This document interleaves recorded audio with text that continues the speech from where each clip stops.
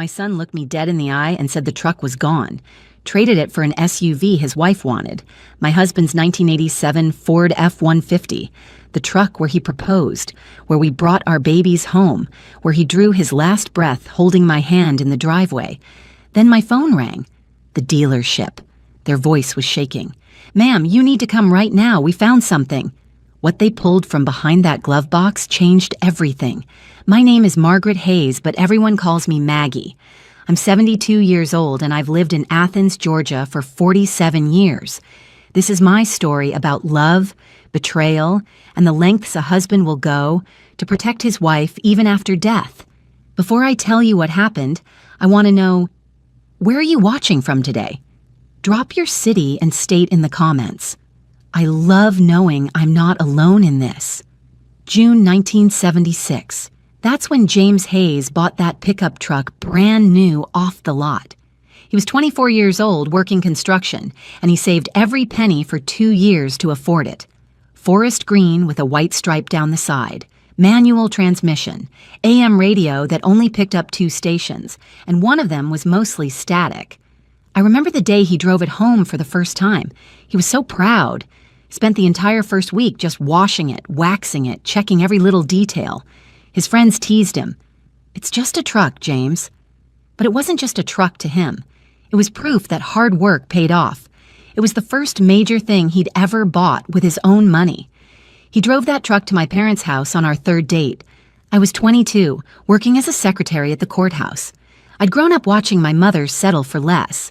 So when James showed up that Sunday afternoon and spent 3 hours helping my father fix the porch steps without being asked, without expecting anything in return, I knew he was different.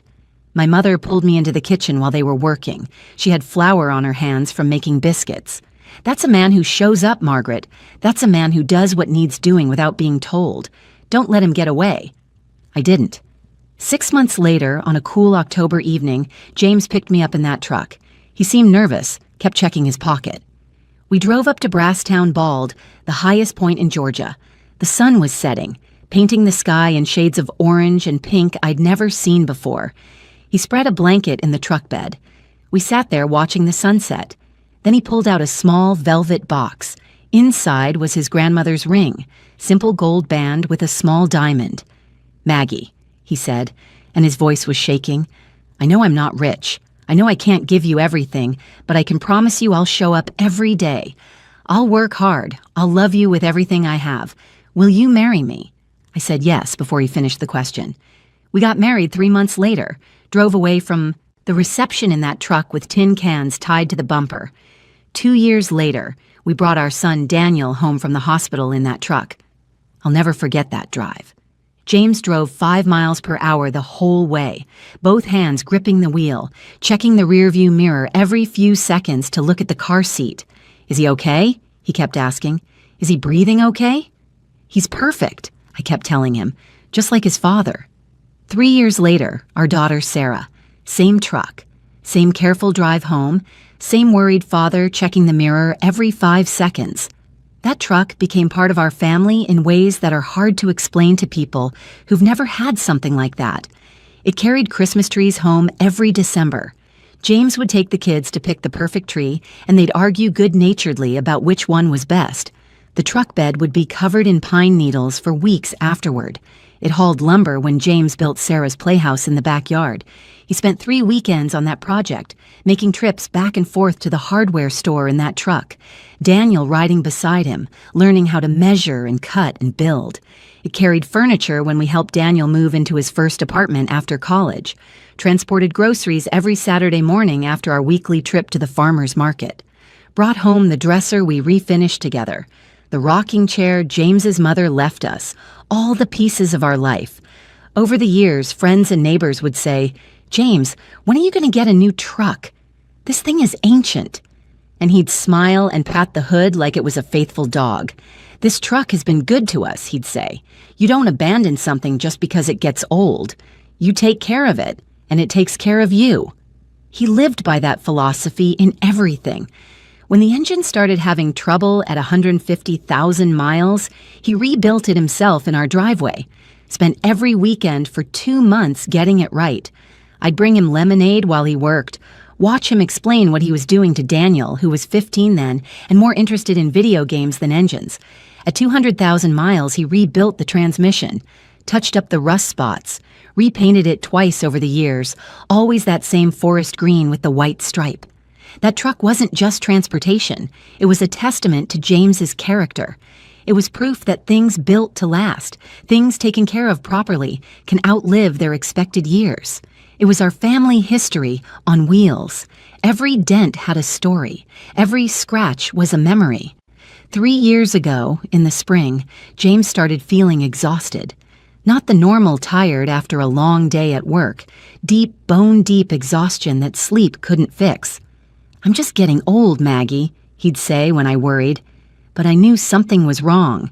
After 44 years of marriage, you know your husband's rhythms. You know when something's off. I finally convinced him to see a doctor in July. That appointment led to another, then tests, scans, biopsies, each visit bringing more doctors with more concerned faces. August 15th. I'll never forget that date. Dr. Patterson called us into his office. The way he closed the door, the way he sat down slowly, I knew before he said a word. "Mr. Hayes, I'm sorry. The biopsy results show pancreatic cancer, stage 4. It spread to your liver." The room felt like it was underwater. "How long?" James asked. His voice was steady, but I felt his hand trembling in mine. "With aggressive treatment, perhaps a year. Without it, 6 months, maybe less." James looked at me. "What do you want to do?" That was James. Even facing his own death, he was asking what I wanted. "What do you want?" I asked him back. "I want quality time with you, not quantity time in hospitals feeling sick from chemotherapy." We decided against aggressive treatment. 6 months of really living instead of a year of suffering. James spent those months getting everything in order. He'd always been meticulous, but now he became obsessive about details. He made lists, updated passwords, organized files, made sure every insurance policy was current, every bank account documented, every bill on autopay. "I need to know you'll be taken care of," he'd say over and over.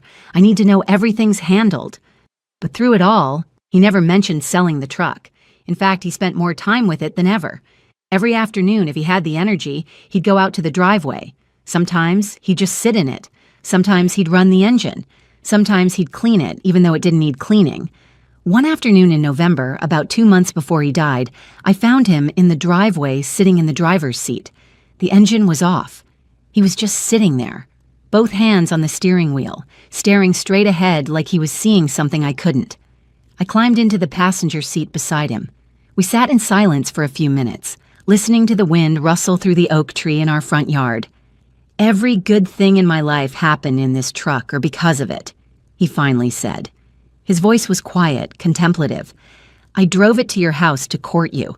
Helped your father with those porch steps. I proposed to you from its bed. We brought our babies home in it. We built our whole life around it. It's just a truck, James." "No." He turned to look at me, and his eyes were intense despite the illness ravaging his body. "It's not just a truck. It's us. It's our story. Every mile on this odometer is a mile we traveled together.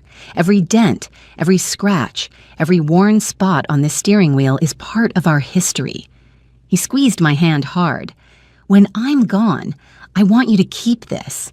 Not for Daniel, not for anyone else. For you, Maggie. This truck holds every good memory we made. Promise me you'll keep it. Promise me you won't let anyone pressure you to get rid of it." "I promise," I said. "I'm serious, Maggie." His grip tightened.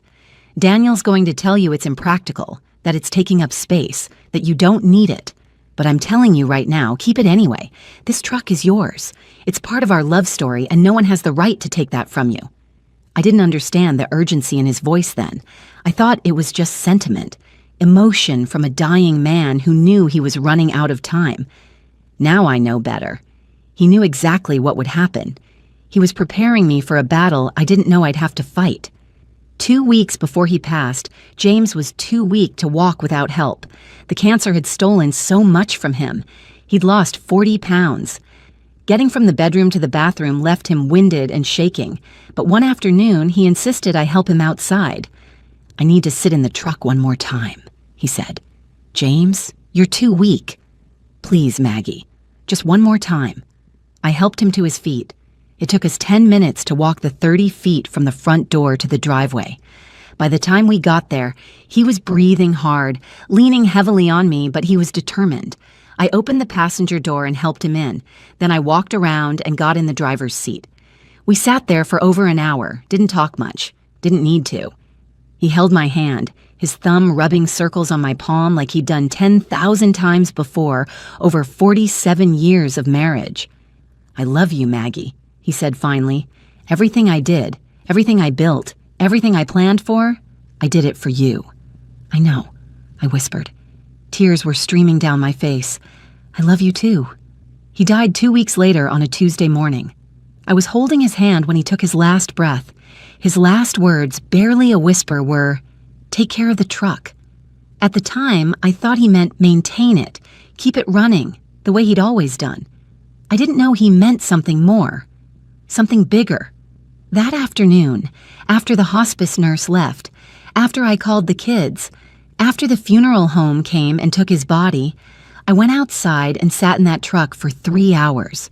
Just sat there, crying, running my hands over the steering wheel James had gripped for 47 years, breathing in the smell of him that still lingered in the upholstery, engine oil and Old Spice and James.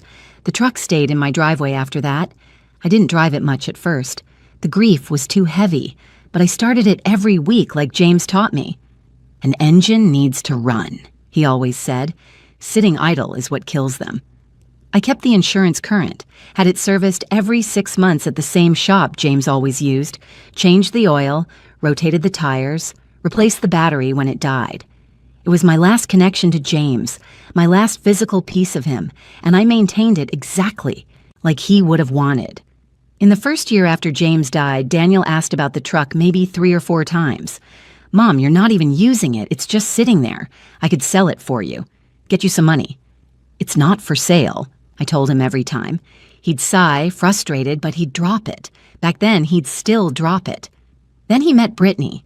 Daniel was 43 when they started dating. She was 31, 12 years younger. She grew up in Buckhead, the wealthy part of Atlanta. Her father owned a chain of car dealerships across Georgia. Her mother had never worked a day in her life, spent her time on charity boards and country club committees. The first time Daniel brought her to Sunday dinner, I tried so hard to like her. She wore a white pantsuit that probably cost more than my monthly grocery budget. Her nails were perfect, long and French-tipped. Her jewelry was real gold and plenty of it. Even her handbag had a designer logo I recognized from magazine ads. "Mrs. Hayes," she said, shaking my hand with a grip that barely qualified as contact. "Daniel's told me so much about you. Please call me Maggie." Oh, I couldn't. That would be disrespectful. But the way she said it made me feel like she thought calling me by my first name would be beneath her somehow. During dinner, she pushed her pot roast around her plate without eating much. I'd spent all afternoon making it, using James's favorite recipe. "I'm actually mostly plant-based," she finally explained, "but this is nice." Nice. Like it was something quaint she had to endure. After dinner, while Daniel helped me clear the dishes in the kitchen, Brittany wandered around my living room. I watched her from the kitchen doorway, seeing her examine everything with this look on her face. Not quite disgust, but something close to it. Pity, maybe, or condescension. She picked up photos, looked at my furniture, ran her finger along the mantel like she was checking for dust. "Your mother has such a quaint home," she said to Daniel, loud enough for me to hear. "It's very lived in." "I like it," Daniel said, but his voice was defensive in a way I'd never heard before. "Of course you do. It's full of memories." She picked up a photo of James and me from our 30th anniversary. We were standing in front of the truck, both of us smiling, his arm around my shoulders. "This is so sweet. Very traditional." The way she said traditional made it sound like an insult, like traditional meant backward or outdated or less than. Over the next 6 months, as Daniel and Brittany got more serious, I watched my son change. Or maybe she just brought out parts of him I'd never seen before, parts I didn't want to see. He started dressing differently, Expensive clothes, designer brands, everything had a logo. He traded in his reliable Honda Accord for a BMW. Got a new watch that probably cost more than what James paid for that truck in 1976. Brittany's helping me improve my image, he explained when I commented on it. In her world, professional appearance matters. It's about projecting success. You are successful, I said. You've always been successful. Not like this, Mom. Brittany's family, they operate on a different level. I need to fit in. Their wedding was in April, 2 years after James died. It was at some expensive country club in Atlanta, one of those places with a golf course and a dress code. 300 guests, most of whom I didn't know. Brittany's parents paid for everything, and they made sure everyone knew it. We're so glad we could give our little girl the wedding of her dreams, Brittany's mother said during her toast, as if Daniel was just an accessory to Brittany's special day, just another item on her Pinterest board come to life. After they got married, Daniel's visits to my house became less and less frequent. Always excuses, Brittany's yoga class, her book club, a work event they couldn't miss, couples therapy sessions every Thursday, pottery classes on weekends, wine tastings with her friends from college. We're just really busy building our life together, Mom, Daniel would say when I called. You understand? I did understand. I understood that my son was being slowly pulled away from his family, from me. When they did visit, maybe once every month or two, Brittany had opinions about everything. My furniture was outdated and should be replaced with more contemporary pieces. My kitchen needed renovating with quartz countertops and stainless steel appliances. My garden was overgrown and chaotic instead of curated and intentional. You know, Margaret, she said one Sunday afternoon, using my full name like we weren't family, Daniel could really help you modernize this place. These carpets are probably original to the house, aren't they? And that wallpaper in the bathroom is very 1970s. James and I put that wallpaper up in 1978, I said, right after Sarah was born. I like it. Oh, she smiled that smile, the one that said she was being patient with someone who didn't know any better. Well, it's certainly you. The truck bothered her most of all. That old pickup is really bringing down your property's aesthetic, she mentioned more than once. Have you considered how it might be affecting your home value? If you ever wanted to sell, I mean. First impressions matter. I'm not selling my house. I'm not saying you should. I'm just saying that vintage vehicles, especially ones that are never driven, can become eyesores. It just sits there, taking up your whole driveway. Don't the neighbors ever complain? The neighbors have known that truck for 40 years. They were at our wedding. They brought casseroles when James died. They don't complain. But she'd planted the seed. And I could see Daniel watering it every time we talked. His questions about the truck became more frequent and more calculated after he married Brittany. Not casual mentions anymore. Planned conversations. Mom, when's the last time you actually drove it? Like, really drove it somewhere? Mom, do you know what classic trucks are selling for these days? Even in good condition, that's a solid $15,000. Mom, that insurance and maintenance, it's got to be costing you money you could use for other things. Each time I said no. Each time he pushed a little harder, always with Brittany's voice in my head saying, practical and reasonable and for the best. Then last October, they stopped visiting altogether. Daniel's calls became shorter, more perfunctory. Just checking in, Mom. Everything okay? Great. Gotta run. I didn't see them for 6 weeks. Didn't hear much from them either, except for a few text messages. Then Daniel called on a Tuesday in November. His voice had that tone, that we need to talk tone that never means anything good. Mom, Brittany and I need to come by on Saturday. We need to talk to you about something important. The way he said it made my stomach drop, made my hands go cold, but I said okay. I spent the rest of that week with a sense of dread I couldn't shake, couldn't sleep properly, couldn't focus on my book club reading, just kept looking out the window at that truck sitting faithful in my driveway where it had been for nearly 50 years. Saturday morning, I cleaned my house even though it didn't need it. Made coffee I knew they wouldn't drink. Made sure I had Brittany's expensive tea. They arrived at 11. Brittany looked perfect as always. Cream cashmere sweater, $300 jeans, heeled boots. Daniel looked uncomfortable, tugging at his collar. "Would you like coffee?" I offered. "We're fine, Mom," Daniel said quickly. Brittany set her designer purse carefully on the floor. She looked at Daniel. He looked at the floor. "What did you need to talk about?" I asked. Daniel cleared his throat. "Mom, we need to talk about Dad's truck." "What about it?" "It's just sitting there. You drive it maybe once every 2 weeks just to keep it running. We're thinking about starting a family soon. We need something with more space. An SUV." The room tilted. "We can't afford a new one," Brittany added. "But that truck has classic value. We found a dealer who'll give us enough for a down payment on a used Range Rover." I stared at my son. "You want to trade your father's truck for a down payment on a Range Rover?" "It's not just any SUV, Margaret," Brittany said. "It's a 2019, certified pre-owned, excellent safety ratings." "I don't care what kind of SUV it is, the answer is no." "Mom, be reasonable." Daniel leaned forward. "You're not using it. And honestly, Mrs. Patterson mentioned. It's becoming an eyesore. Mrs. Patterson has known that truck since before you were born." "Maybe she was just being polite," Brittany said. I stood. "I think you should leave." "Wait," Daniel said. "There's something else." Brittany pulled out her phone. She'd had it ready. This was planned. "Last month we found something." She showed me a photo. The truck's title. In James's name. "The truck is still in Dad's name," Daniel said, "which means it's part of the estate. The will specified that truck goes to me." "Actually," Brittany's voice went sharp, "we reviewed the will carefully. It mentions the house, savings, insurance, but there's no mention of the vehicle." She stood. "We consulted an attorney. According to Georgia probate law, when a vehicle isn't specifically bequeathed, it becomes part of the general estate. Daniel, as executor, has authority to make decisions about estate assets." My legs felt weak. "We're not trying to hurt you," Daniel said. "We need this. Brittany's 31. We want a family. We need a safe vehicle and we can't afford one unless we use the truck." "Then buy a used Honda." "We deserve better than a used Honda," Brittany said, the mask slipping. "We work hard. We deserve nice things. And I deserve to keep the one thing my husband left me that matters." Daniel stood, jaw set, stubborn.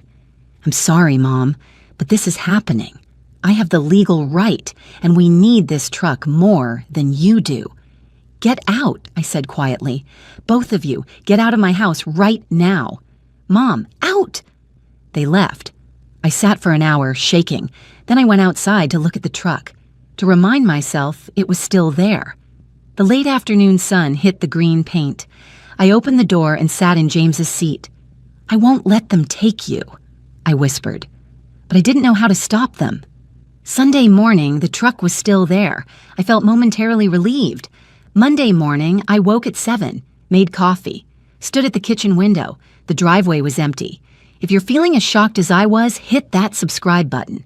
Because this story is about to take a turn none of us saw coming. My coffee cup shattered on the floor. I ran outside in my nightgown. The truck was gone. I called Daniel immediately, hands shaking. "Mom, it's 7 in the morning. Where's the truck?" Silence. "Mom, we talked about this. You stole it. You came in the middle of the night and stole your father's truck." "I didn't steal anything. I used the spare key Dad gave me, and I'm the executor, so legally, where is it?" "We took it to the dealership yesterday afternoon. They're processing the trade today. By tomorrow, we'll have our SUV. It's done. Once you calm down, you'll realize this is for the best." The line went dead. For 2 days, I barely functioned.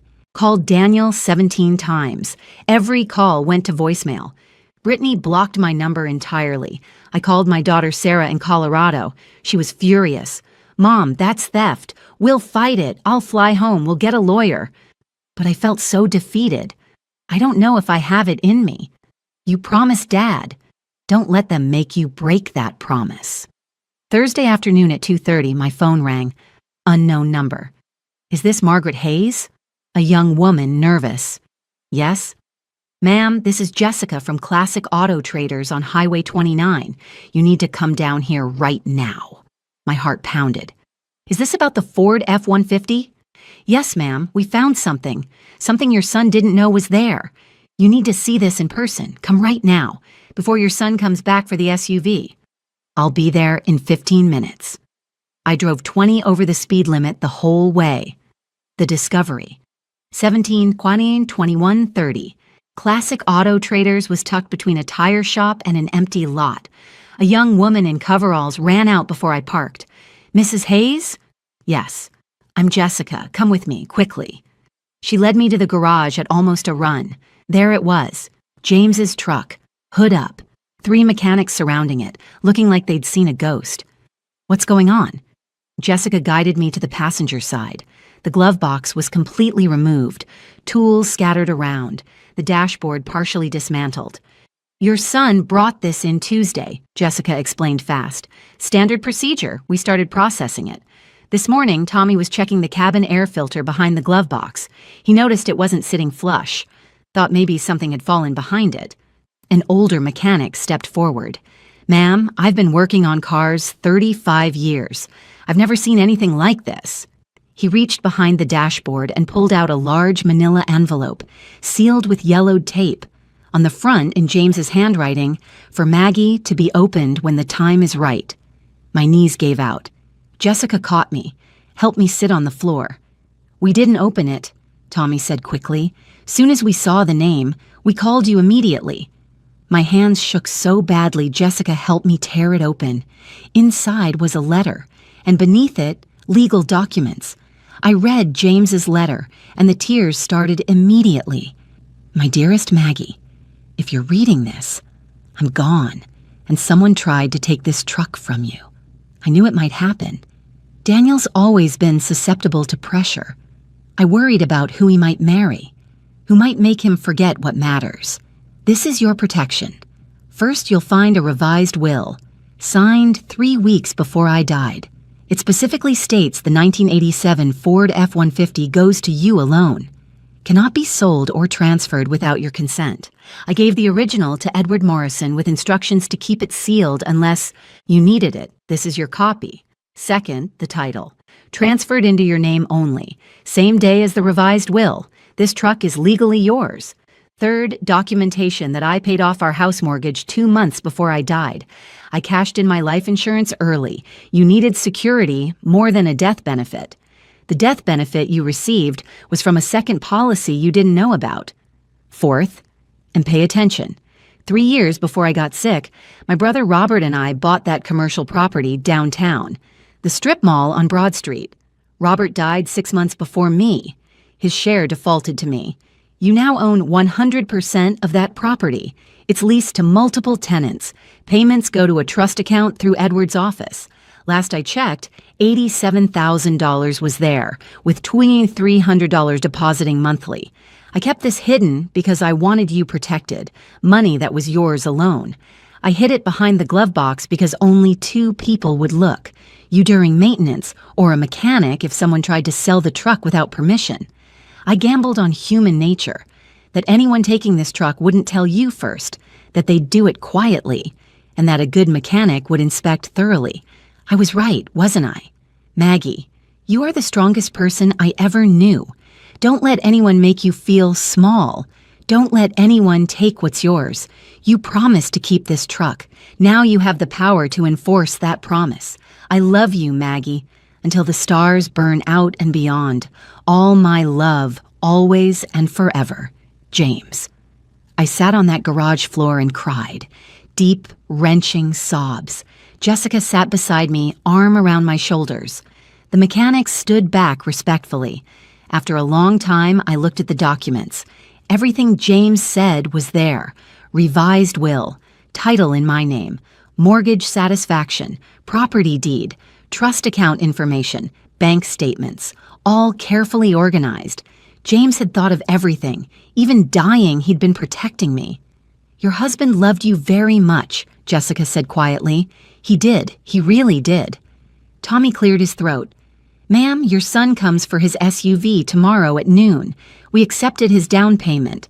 What do you want us to do? I stood, feeling stronger than I'd felt since James died. I'm taking these documents to my lawyer right now. Tomorrow at noon, I'll be here when my son arrives. And the truck? The truck is mine, always has been, and I'll be driving it home. Jessica smiled. I was hoping you'd say that. I called Edward Morrison from the parking lot. Margaret? I haven't heard from you in years. Edward, it's about James's truck. Daniel took it. The revised will. I've been waiting for you to call. Come to my office. Now. By 5 o'clock, I had everything. Copies of all documents, notarized and lawyer certified. Edward had called the dealership to confirm. Margaret, what Daniel did could be considered theft. You could press charges. I don't want charges. I want my truck back, and I want him to understand what he did. Tomorrow should be very interesting. I arrived at the dealership at 11:30. Jessica had everything ready. The truck sat prominently in the lot, freshly washed. The SUV Daniel wanted was in the bay, paperwork ready. Edward Morrison arrived with me. We sat in Jessica's office, waiting. At noon exactly, Daniel's Tesla pulled in. He and Brittany got out, both smiling like Christmas morning. Jessica greeted them professionally. Mr. Hayes, we need to discuss your trade. Is there a problem? Daniel's smile faltered. Quite significant. Please come with me. She led them to the office. Daniel's face went white when he saw me. Mom, what are you doing here? Sit down, Daniel. Brittany's eyes narrowed. This is inappropriate. We completed a legal transaction. Sit down, Edward said, his voice carrying 40 years of authority. Both of you. They sat. I placed the documents on the desk. When you took that truck, you made assumptions. You assumed it wasn't specifically bequeathed to me. You assumed you had authority to dispose of it. You assumed I was too old and too tired to fight back. Mom, I'm not finished. My voice was steel. Your father knew you. He knew your weaknesses. He knew you might marry someone who would push you to do wrong things. So he protected me. I slid the revised will across. This revised will, signed 3 weeks before your father died, specifically states the 1987 Ford F-150 belongs to me, not the estate. Me?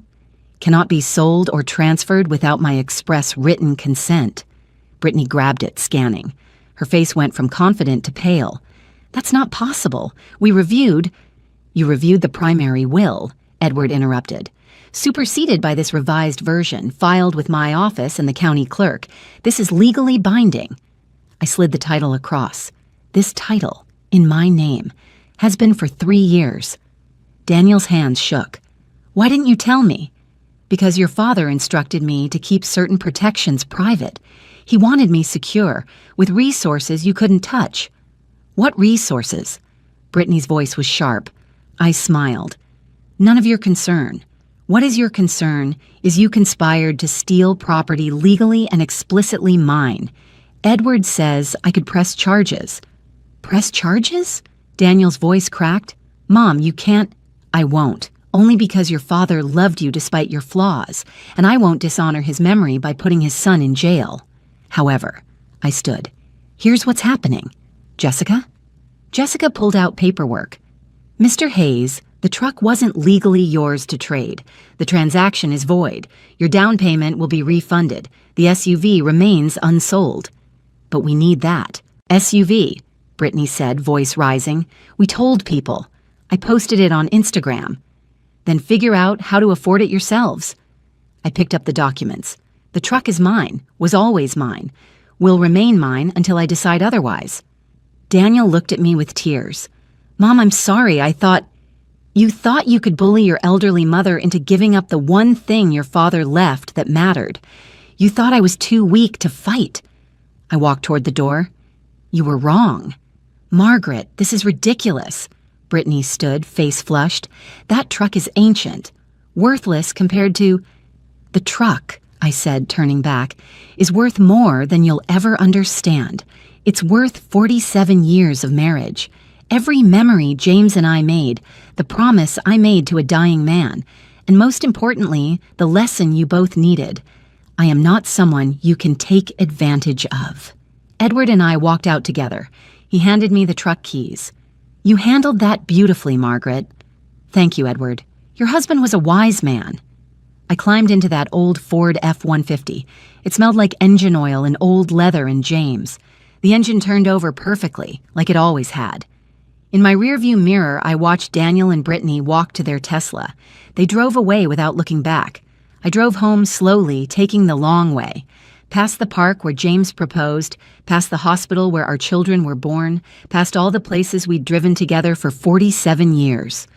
When I pulled into my driveway, Sarah was waiting. She'd flown in that morning. She hugged me tight. "Mom, I'm so proud of you. Your father protected me one more time. He loved you so much." I know. I looked at the truck, sitting in its proper place. I know he did. That was 8 months ago. The truck still sits in my driveway. I drive it every Sunday to church, just like James and I used to. Daniel called once, 3 months after. He apologized. It sounded genuine, but I told him I needed time. He hasn't called since. Brittany filed for divorce 2 months ago. Apparently, she married Daniel for his potential, not his reality. The property James left generates enough income that I'm comfortable. I set up a trust for Sarah's children with part of it. Every Saturday morning, I sit in that truck for a while. Sometimes I talk to James. Sometimes I just sit. But I always remember his words. You don't abandon something just because it gets old. He never did, and neither will I.